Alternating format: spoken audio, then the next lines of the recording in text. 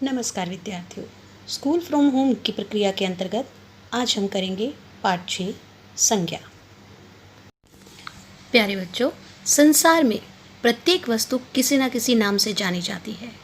कोई भी व्यक्ति, प्राणी, वस्तु और स्थान बिना किसी नाम के नहीं होते। यहाँ तक कि भावों के भी नाम होते हैं।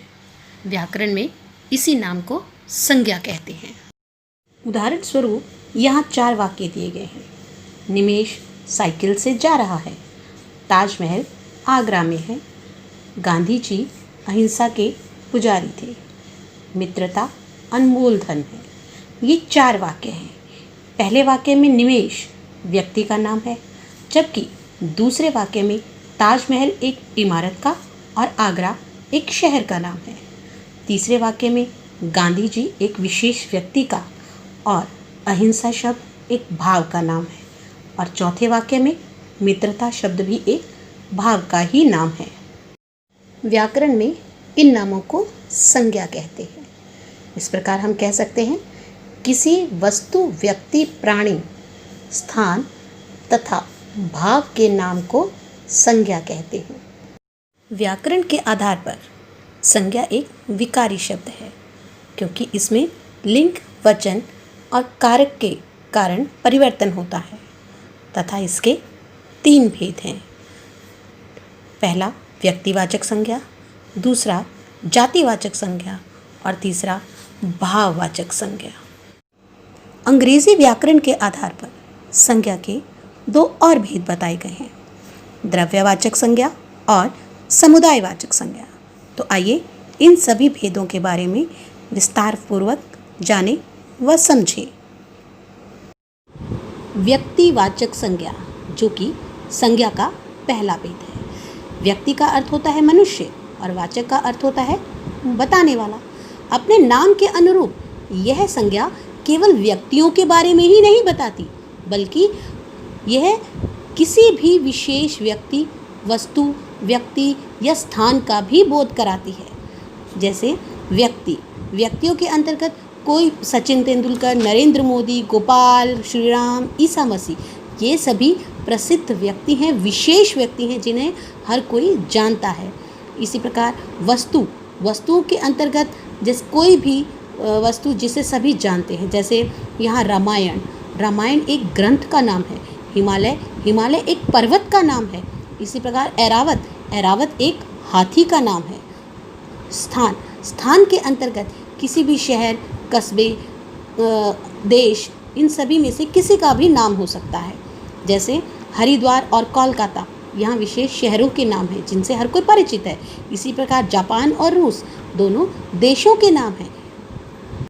जातिवाचक संज्ञा किसी विशेष जाति, व्यक्ति या वस्तु का बोध नहीं कराती, बल्कि एक ही जाति के सभी वस्तुओं, प्राणियों, व्यक्तियों या स्थानों का बोध कराती है। जैसे के रूप में ये सभी फल ताज़े हैं। वाक्य के अंतर्गत फल शब्द किसी विशेष फल के नाम की ओर संकेत नहीं करता, बल्कि इस फल शब्द के अंतर्गत सभी फल, जितने भी फलों के प्रकार हैं, आम, केला, सभी इस फल शब्द के अंतर्गत समाहित हो जाते हैं। मतलब इस फल शब्द से फलों की जितनी भी प्रजातियां या जितने भी प्रकार हैं, सभी प्रकट होते हैं। इसी प्रकार अध्यापिका हिंदी पढ़ा रही हैं। नदी में एक मगरमच्छ रहता था। अध्यापिका और नदी, ये दोनों शब्द भी संपूर्ण जाति को ही प्रकट करते हैं। संज्ञा का तीसरा प्रकार है भाववाचक संज्ञा। भाववाचक संज्ञा में किसी प्राणी या वस्तु के गुण, दोष, दशा, स्वभाव, अवस्था या भाव का ज्ञान होता है। जैसे उदाहरण के रूप में उसकी वाणी में मिठास है। यहाँ मिठास शब्द गुण को प्रकट करता है। इसी प्रकार दादाजी बुढ़ापे से परेशान हैं। बुढ़ापा शब्द यहाँ पर उनकी दादाजी की अवस्था को प्रकट करता है। राम ने गरीबी से तंग आकर जान दे दी। यहाँ गरीबी उसकी राम की दशा को प्रकट करता है। और हमें सबसे प्रेम से रहना चाहिए। प्रेम जो है यहाँ एक भाव को प्रकट करता है। इस प्रकार गुण, अवस्था, दशा, दोष, ये सब जितने भी हैं, ये सब भाववाचक संज्ञा के अंतर्गत ही आते हैं।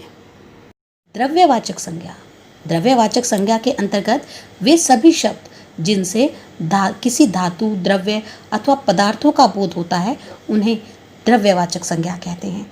जैसे वे सभी चीज़ें जिन्हें मापा तोला जा सकता है और वे सभी धातुएं सोना, चांदी, लोहा, इस्पात, ये सभी द्रव्यवाचक संज्ञा के उदाहरण हैं। जैसे दालें प्रोटीन का अच्छा स्रोत है, यहाँ लकड़ी का फर्नीचर बनता है। दालें और लकड़ी ये दोनों द्रव्यवाचक संज्ञा के उदाहरण हैं। आगे समूहवाचक या समुदायवाचक संज्ञा। समूह का अर्थ ही है झुंड, तो वे संज्ञा शब्द जिनसे किसी समूह या समुदाय का बोध होता है उन्हें समूहवाचक संज्ञा कहते हैं। जैसे कक्षा, टोली, गुच्छा, सेना, परिवार, सेना दल, भीड़ आदि ये सभी शब्द एक समुदाय या समूह को प्रकट करते हैं। उदाहरण के रूप में कक्षा में 50 विद्यार्थी हैं, मेरा परिवार कानपुर में रहता है, बाजार में लोगों की भीड़ थी। यहाँ इन वाक्यों में कक्षा, परिवार और भीड़ एक समूह या समुदाय को प्रकट करते हैं, तो ये शब्द समूहवाचक संज्ञा और या समुदायवाचक संज्ञा के अंतर्गत ही आती हैं। प्यारे बच्चों, संज्ञा के भेद जानने के उपरांत अब हम बात करते हैं भाववाचक संज्ञाएं बनाने की। जैसा कि हम जानते हैं कि मृत्यु, करुणा, भय, सत्य, दया, क्षमा, पीड़ा ये सब भाववाचक संज्ञाएं हैं, परंतु हम जातिवाचक संज्ञा से, सर्वनाम से, विशेषण से और क्रिया से भी भाववाचक संज्ञाएं बनाते हैं। जैसे उदाहरण स्वरूप जातिवाचक संज्ञा सबसे पहले लेते हैं, उनसे भाववाचक संज्ञा। यहाँ कुछ शिशु, नेता, वीर, पंडित, बालक, बूढ़ा, देव ये सब जातिवाचक संज्ञाएं हैं। इन जातिवाचक संज्ञाओं से भाववाचक संज्ञाएं कैसे बनती हैं जरा देखिए। शिशु से बनेगा शैशव, नेता से नेतृत्व, वीर से वीरता और वीरत्व, और पंडित से बना पांडित्य, बालक से बालकपन, बूढ़ा से बुढ़ापा और देव से देवत्व।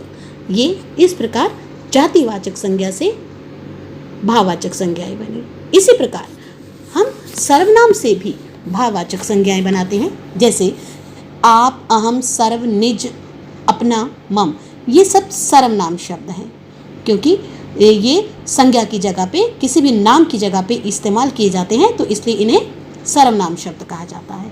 अब आप से बनता है आपा, अहम से बनती है भाववाचक संज्ञा अहंकार, सर्व से सर्वस्व, निज से निजता या निजत्व, अपना से अपनापन या अपनत्व, मम से ममत्व।